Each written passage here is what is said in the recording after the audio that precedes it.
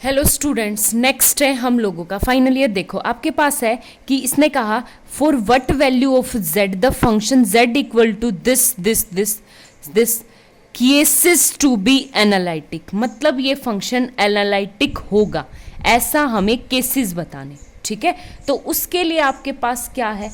कुछ भी नहीं, सिर्फ क्या करो, एक छोटी सी डेफिनेशन है कि एक अ फंक्शन W या ओमेगा बोल सकते हो f ऑफ z का केसेस टू बी एनालिटिक, कि वो एनालिटिक किन किन पॉइंट्स पे होगा। If d z by d omega equal to क्या आ जाए? जीरो। ठीक है, तो वो क्या आया आपके पास? जीरो। कि जिस पॉइंट पे वो जीरो आ जाए यानी उस पे क्या होगा? Analytic. If d z by d डब्ल्यू इक्वल टू जीरो, तो उसमें क्या बोलेंगे कि ये जो डब्ल्यू है या ओमेगा एफ ऑफ जेड इस केसेस टू बी एनालिटिक, कि एनालिटिक हो सकता है। ठीक है, तो कैसे करेंगे? अब एक बात बताओ, हमारे पास है सबसे पहले, और ये चीज़ मैं आपको बहुत डिटेल में बता चुकी हूँ कि साइन आयोटा एक्स है तो वो क्या हो जाता है? बाहर आके आयोटा साइन हाइपरबोला एक्स।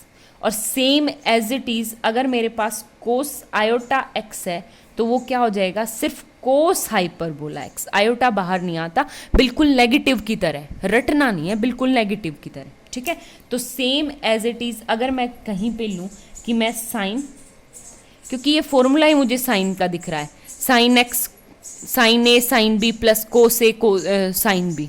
ठीक है, sine A cos B plus cos B cos A sine B. ठीक है, ये फॉर्मूला साइन का ही दिख रहा है। तो sine hi u plus iota v, क्योंकि u और v का फंक्शन है यू वी इक्वल टू क्या हो जाएंगे?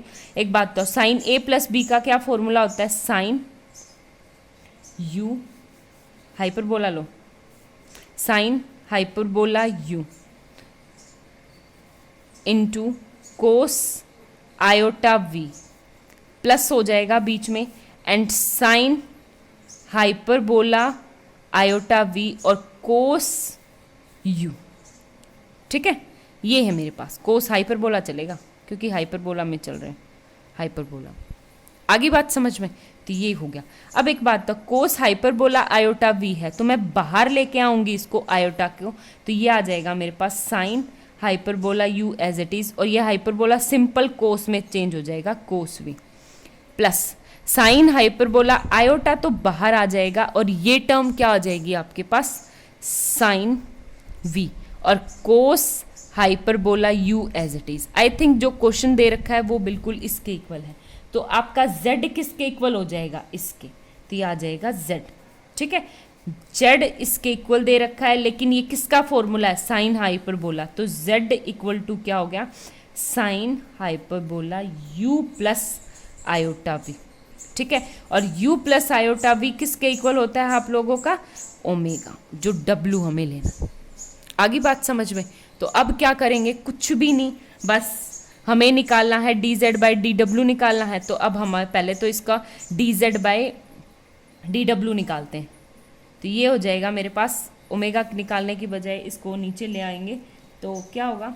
यहाँ से ये हो जाएगा डब्ल्यू equal to sine hyperbola inverse z. अब डी डब्ल्यू बाई डी जेड निकालेंगे तो क्या हो गया हमें? इसका फॉर्मूला साइन इनवर्स का 1 अपॉन अंडर रूट, इसमें 1 प्लस जेड स्क्वायर हो जाएगा।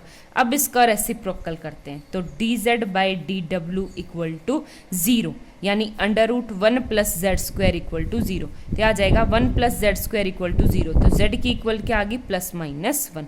तो सिर्फ दो वैल्यू ऐसी है जिसमें फंक्शन क्या होता है?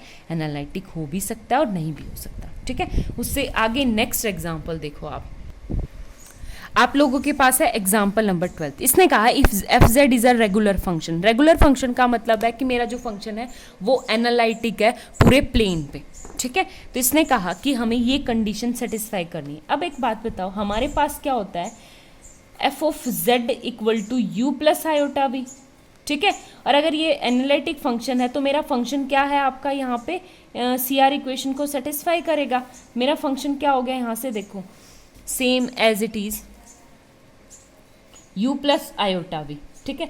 अब एक बात बताओ, जब मुझे एफ डैश जेड चाहिए और एफ डैश जेड कितना होता है मेरे पास, curly u by curly x plus iota करली v बाय करली x। ठीक है, x के विद रिस्पेक्ट में हम डायरेक्ट लिख सकते हैं। आगे बात समझ में, तो ये आ गया मेरा एफ डैश। अब मुझे मोड z का स्क्वायर निकालना है, तो मोड एफ जेड का स्क्वायर क्या हो गया, मोड का मतलब होता है अंडर रूट, मोड z का मतलब होता है a square plus b square का अंडर रूट। तो सेम एज इट इज यहाँ पे हो जाएगा curly square u by curly x square whole square plus curly v by curly x का होल स्क्वायर, और ऊपर भी क्या है स्क्वायर, तो ये क्या आ जाएगा आपके पास curly u by curly x का whole square plus curly v by curly x का होल स्क्वायर v है। ठीक है, ये आ गया मेरे पास। तो मोड z की वैल्यू ये आ गई। एफ ऑफ z का क्या हो जाएगा, simple mode function F of z का u square plus v square. तो मोड एफ ऑफ z का स्क्वायर क्या आ जाएगा आपके पास, u square plus v square, क्योंकि मुझे ये सारी वैल्यूज ऊपर चाहिए। ठीक है, आगे बात समझ में, ये है मेरे पास। अब एक बात बताओ, सीधी सी बात, यहाँ पे अगर मैं लूँगी मोड z का स्क्वायर, u v के विद रिस्पेक्ट में यहाँ पे आएगा, तो कैसे करेंगे वो देखो। सबसे पहले मेरे पास है, जैसे हिंट दे दूँ, मोड एफ जेड का square u square plus v square के साथ है ना, तो एक बार तो इसको ट्रीट करेंगे u स्क्वायर के साथ, एक बार इसको ट्रीट करेंगे किसके साथ, v स्क्वायर के साथ।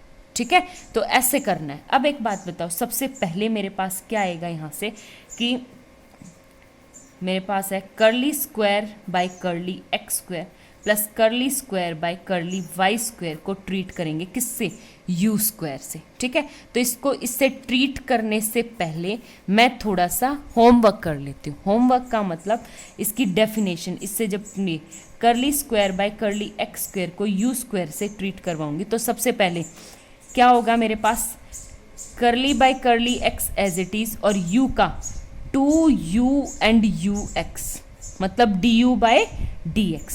ठीक है, अब इसका अगेन डिफ्रेंशिएशन करूंगी तो एक बार तो आपके पास क्या आ जाएगा, 2 तो बाहर आ जाएगा, ux का हो जाएगा ux का स्क्वायर, और एक बार प्लस क्या आ जाएगा u as it is 2u और u डबल x।